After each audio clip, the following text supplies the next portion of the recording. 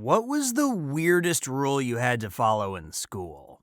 This will probably get buried, but I don't care. These are all stories from the school I went to, 4th to 5th grade. When I say suspension, I mean in school suspension. Out of school suspension required a meeting with the parents, and most would refuse because of the bonkers reason. 1. When I was in elementary school, they had these weird recess guards, people in reflective orange outfits who sat outside in recess and in the lunchroom in lunch. That had weird rules. They also had a principal who talked to kids about whatever they said, even stupid shit. Lots of stuff comes to mind, but one kid mixed a bunch of food together on his tray, weird stuff like ranch, apple juice, and pizza. He basically got expelled. The way I remember it was, they let him stay for till the end of the year, since the year was nearing completion. They had this thing since advanced classes were full, they took volunteers to go to the middle school as a 6th grader. They later added 6th grade next year, but it was segregated with its own wing and you never really heard about them. I was the only one to go. He was forced to, since it was the only school he could go to in the district that offered advanced classes. The agreement was he could stay for the last 2 weeks or something. 2. Once in 4th grade, said the word turd, sat in the principal's office in a tiny chair, the ones in kindergarten classes, for 4 hours till the end of the school day. The next day, I got pulled out of class and got a lecture about appropriate language. Not sure what my punishment was, it was a long time ago, and it probably wasn't that big since I don't remember it. 3. At school, the food was nasty. Made McDonald's look like food fit for Kim Jong-un. So once, a kid started a petition to make the food better. He got the petition taken away and in-school suspension. Not sure how long. There might have been some sort of punishment rolled out to the signees, but I honestly don't know and didn't care at the time. 4. Got yelled at for running around the running track. Literally had the recess guard yell, "No running on the running track!" And people were allowed to walk around, it was just no running. Part 2. My 4th grade teacher was the most bonkers of them all, more so than anyone else. She blatantly played favorites, and I was not one of her favorites. 1. When I was younger, I was in speech therapy to pronounce stuff right. She basically made fun of me for it once to the whole class. 2. One time in the middle of silent reading time when everyone was silent, she walked up and plopped like a several page 3 to 5 packet that was double-sided on my desk. Said it was due tomorrow. She said that my mom told her to give me homework. This was an advanced 4th grade class, actually a split level 3rd to 4th grade class, and the teacher never gave homework. So she made a random comment to the principal that it would be nice if she gave some homework. The principal told her to give homework, and when she asked him who said that, he actually told her. When my mom told him not to say that, she made the complaint. 3. In state testing, she pulled out half the class, mostly her favorites, right before to give a presentation to some 2nd graders. This was right beforehand. In the fucking middle of the test, she pulled out the rest, mostly her not favorites, to do the same. It took up a lot of time, and I had to rush to finish. I still did really good, but I dropped a bunch, not sure how much. Both groups had more, but this post is long and nothing else comes to mind. Also, sorry for long post. Edit. This goes in part 1. 5. Once had that recess guard say we are only allowed to play foursquare or tetherball or basketball on the blacktop. She said that because my friend and I were playing foursquare for a change, but we were using a basketball since foursquare balls were all taken. 6. Same lady said we could not stand within 10 feet of the doors because it might start a fire. Before I describe what actually happened, I need to explain something about weepoles. weeples. Weeples are, or were at the very least, these little balls of fluff about the size of golf balls. They're often festooned with googly eyes, hats, plastic feet, or any number of other accessories, making them look rather like a crafting project undertaken by a group of 5-year-olds. Weeples were fairly coveted items when I was in 6th and 7th grade because you could earn them as a reward for selling magazine subscriptions through this fundraising event that the school held every year. And if you had the right weeples, you actually had the chance to win a fair amount of money in one of the daily contests. If none of this is making much sense, don't worry. It was difficult to understand back then as well. Basically, you get different varieties of weeples for selling different amounts of magazine subscriptions. Then every day, each weeple-bearing student would be allowed to pull a piece of candy out of a hat. If the candy had a sticker on it, the student would win a certain amount of money. That amount would be multiplied by each weeple that they owned, plus an additional multiplier for... okay, you know what? None of this is important. What is important is that certain members of the school faculty viewed this entire event as a way of threatening or bribing some of the students. There was one young woman, for instance, who was told that she'd be set up to win $50 if she gave up her spot in some contest or another, so that the teacher's son could take her place. Another student was told that his winnings would be confiscated if he didn't take responsibility for the fire alarm having been pulled. Nothing really terrible happened, at least nothing that I heard about, but there were enough shady dealings to make the entire thing seem pretty damned unpleasant, even for those of us who weren't really involved. The twisted punchline to the whole affair came about when one student offered another a sexual favor in exchange for his weeples, and when folks found out about the deal, only he was suspended. Not, as you might think, because of his involvement in the exchange, but because it was explicitly against the fundraiser's rules to share or give away weeples. TLDR, keep your fuzzy balls to yourself. In my district, there was some situation at one school where some kids got into a fight and all called their parents, and the parents ended up having a knockdown drag-out. Because of this, they made a rule that we weren't allowed to bring cell phones into any school in the district. Not leave it in your locker, not turn it off and leave it in your locker, not even leave them in the office all day and pick them up at the end of the day. You weren't even supposed to have one in your possession.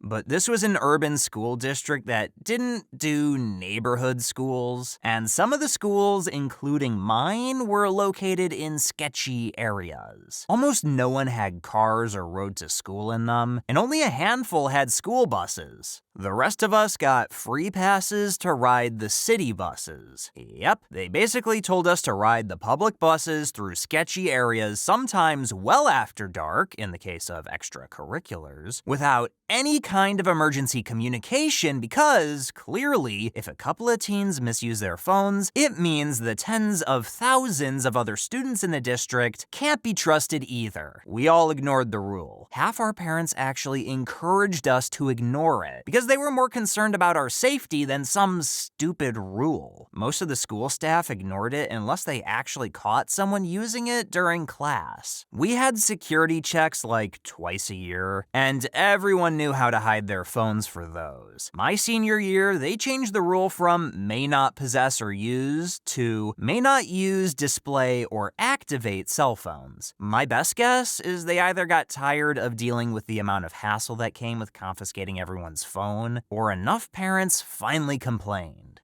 High school. No backpacks, no leggings, girls must only wear minimal makeup, no lipstick, no colored hair, as if anyone listened. Nothing with a skull, weapon, or allusion to death may be worn. No plain colored shirts, shoes, bandanas, etc. for fear of color gangs. God forbid the green gang gets us. Women must adhere to a strict dress code. Fingertip-length garments, no tank tops of any kind. No vests, no backless garments. No visible bra straps. If the edges of your bra could be detected from the outside of your shirt, you got detention. No sweatpants or any kind of pant with an elastic waistband. Men may not sag pants. Sweatpants were permitted. No bandanas or do-rags. No physical contact of any kind. No hugs, hand-holding, kisses, high fives, fist bumps, or anything including physical contact. Pants may not have more than 4 pockets. This goes for both genders. No chain wallets. No purses. No wandering the halls before school began. No cell phones may be permitted on the property at any time. Bringing a cell phone at all resulted in the phone being taken and not returned to you or your parents. Phones were smashed or tossed into the pond. Once in the lunchroom, leaving the lunchroom at any time until lunch was over resulted in detention. This included no bathroom breaks. Middle school. All of the above, but also had assigned seating in lunch. There were more, but this is just what I remember off the top of my head.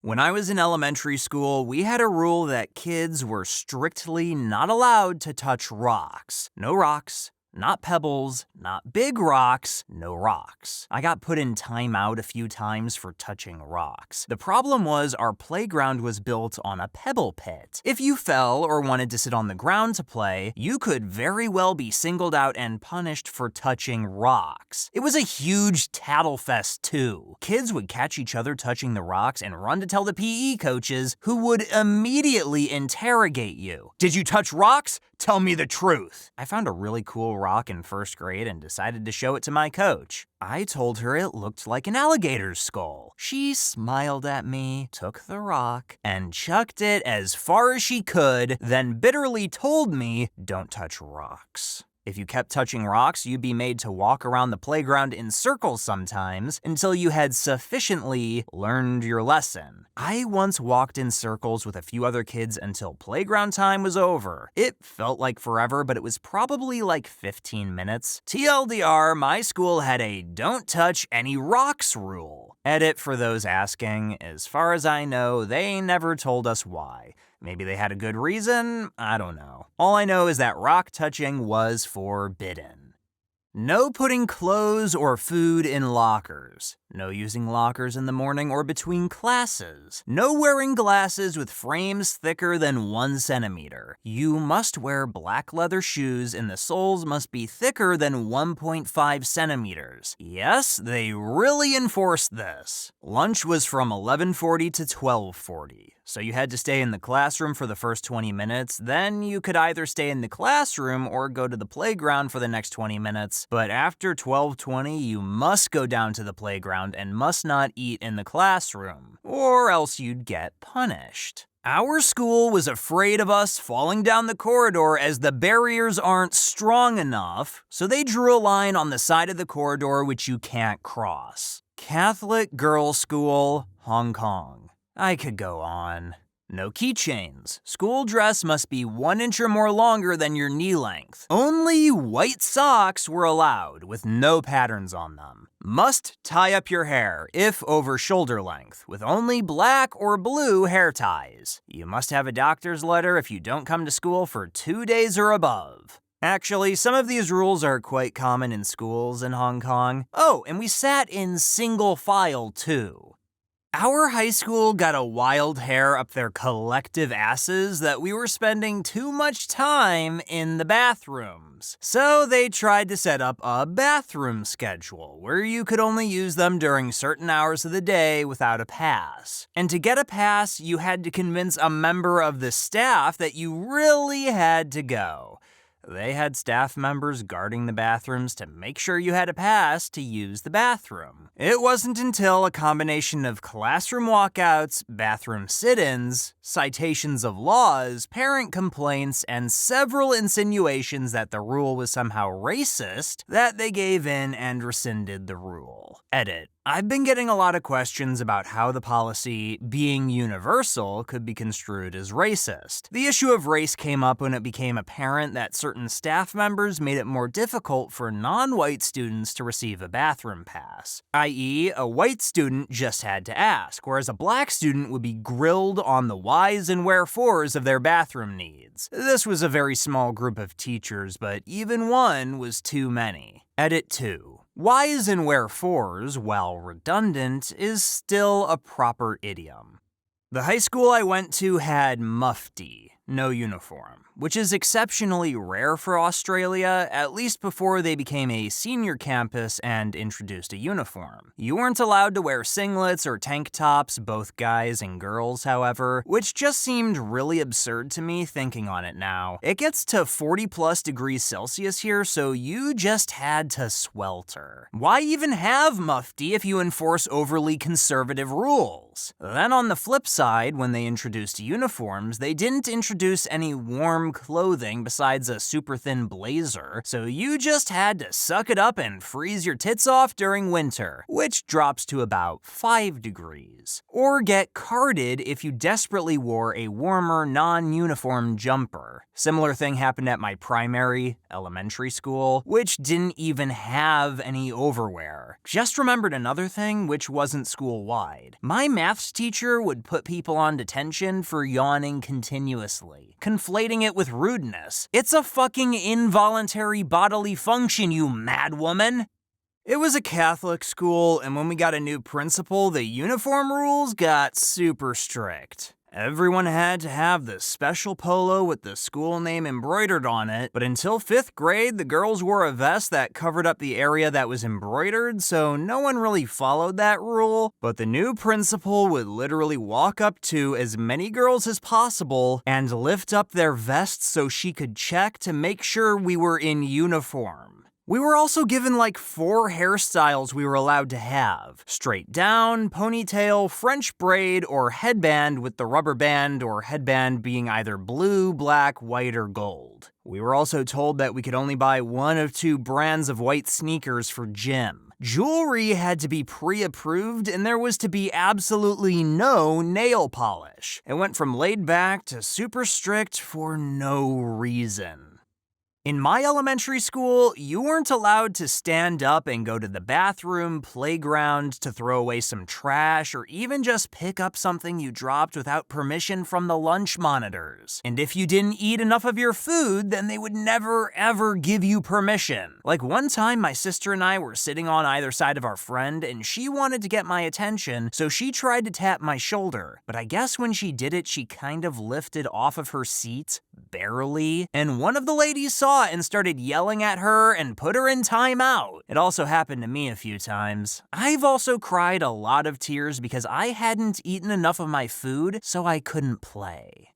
If you miss more than 6 days, you get your parking pass revoked. Because the school is overcrowded, that pass is unobtainable after it is lost. Closed doors during the lunch hour, because students would roam aimlessly. And this wasn't a rule, but rather an incident. A bomb threat that was made around AP testing week. In the middle of the day, rather than keep students in their respective classes, they made every student and staff member walk to the middle school and gather in the gym. They, the higher-ups, corralled all 1,200 plus students into a big open room. What a great plan. No police searches occurred in that gym either. All 4 squad cars of officers were in the high school searching for a bomb that didn't exist. What a mess. The person responsible was found and expelled. 2004 to 2008. My sophomore year, we had nearly 10 bomb threats. At first, we would evacuate and school would be canceled. By the 3rd or 4th one, they evacuated us to the track field and we would be corralled in there for hours until the police cleared the threat. One time, I was in gym when we evacuated wearing gym shorts and a t-shirt on a 50-degree day. Fuck those guys. My junior year, we weren't allowed personal water bottles. So many kids were sneaking vodka into the school and getting drunk that they started requiring fucking doctor's notes to carry a water bottle. If you didn't have one and needed to drink, you had to use your hall pass to go to a fountain. You got 5 slots per month on that hall pass. Our middle school picked a yearly motto to symbolize the spirit of the year. One year it was, Just because you can doesn't mean you should. They translated it into Latin and everything and printed it on flyers all over the school. Not exactly a rule, but it was both weird and completely useless. It was entirely unclear what it meant to both staff and students. Was it in reference to drugs, homework, going into an AP versus regular class, having sex? To add that it was made even more ridiculous by the fact that our school's mission was a Virgil quote. They can because they think they can. So the full year's statement was, they can because they think they can. Just because you can doesn't mean you should. I've told this story before, and 20 years after the fact, I'm still not happy about this. In any case, when I started high school, the entire school was open campus for lunch. That year, however, some of the sophomores were acting up off campus, so our principal, in his infinite wisdom, decided that starting the next school year, it would be open campus only for juniors and seniors. Think about this. The sophomores who caused the trouble, who then became juniors and therefore this rule didn't apply to, weren't punished. But us freshmen who became sophomores and weren't the ones causing the problems were punished for what they did. So I had open campus my freshman, junior, and senior years. It was closed my sophomore year. Still think that was unfair. So many weird rules to follow. Oh, let's see. In middle school, during class, if we were going to speak, we had to stand up. A pain in the butt during the few months I had a broken tailbone. Our cheerleading skirts could be no shorter than 3 inches above the knee. Quite dangerous when doing stunts and could possibly be how I broke said tailbone. We were not allowed to dance, and therefore we did not have a prom. Our formal dresses for homecoming had to be brought in and tried on in front of the women faculty members to be sure they were appropriate and not too scandalous. Girls were not allowed to wear pants, even on very, very cold days. That's all I can remember at the moment.